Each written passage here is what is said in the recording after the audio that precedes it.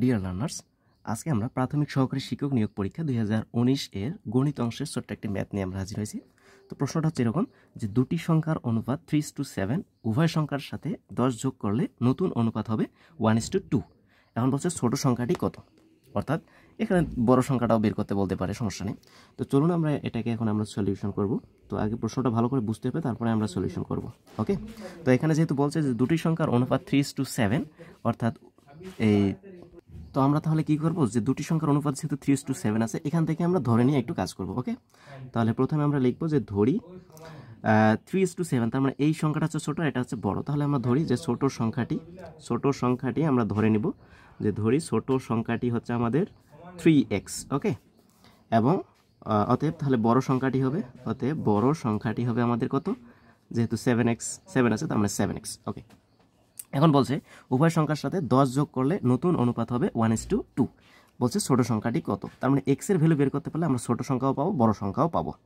এখন তাহলে যেহেতু উভয় সংখ্যার সাথে 10 যোগ করলে, তাহলে ছোট সংখ্যার সাথে আমাদের 10 যোগ করলে আমরা ডিরেক্টলিও প্রশ্ন মতে দিয়ে লিখতে পারি। আমরা প্রশ্ন মতে দিয়ে লিখি ডিরেক্টলি, অত আমরা লেন্ডি করার দরকার নেই।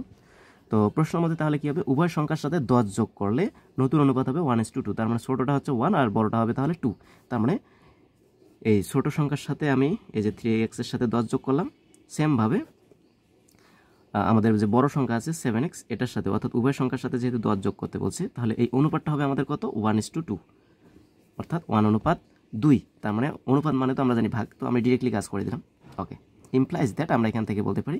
এখন এই বিষয়টা আমাদের দেখতে হবে যে 1:2 এটা আসলে ছোট অনুপাত বড় নাকি বড় অনুপাত ছোট আছে। এখানে অবভিয়াসলি ছোট অনুপাত বড়র কথাই আসতেছে, কেননা এখানে যেহেতু ছোট অনুপাত বড় ছিল, তার মানে অবভিয়াসলি 10 যোগ করার পরেও ছোট অনুপাত বড়ই থাকবে। ওকে, আর যদি উল্টাপাল্টা থাকে, প্রশ্ন একটু যদি ঘোরানো ফেঁচানো থাকে, তাহলে সেইভাবে আমাকে একটু বুঝে নিতে হবে।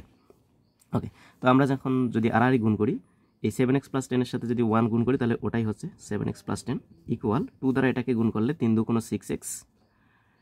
আচ্ছা, 2 আমরা গুণ অবস্থায় রাখি, 2 × 3x + 10। ওকে, তাহলে ইমপ্লাইজ দ্যাট আমরা এখান থেকে বলতে পারি 7x + 10 ইকুয়াল হচ্ছে আমাদের 3 × 2 = 6x + 20, 10 × 2 = 20।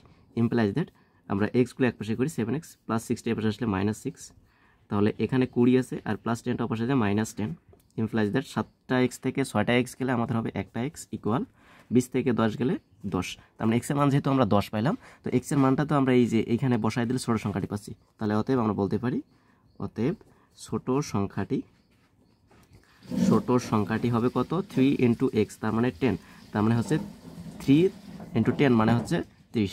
তার মানে ছোট সংখ্যাটি হচ্ছে আমাদের 30। ওকে, আশা করি বুঝতে পারছি। এরপরও যদি কারো কোথাও কোনো ধরনের প্রশ্ন থেকে থাকে, আপনারা নির্দ্বিধায় প্রশ্ন করতে পারেন। সাথেই থাকুন, ধন্যবাদ সবাইকে।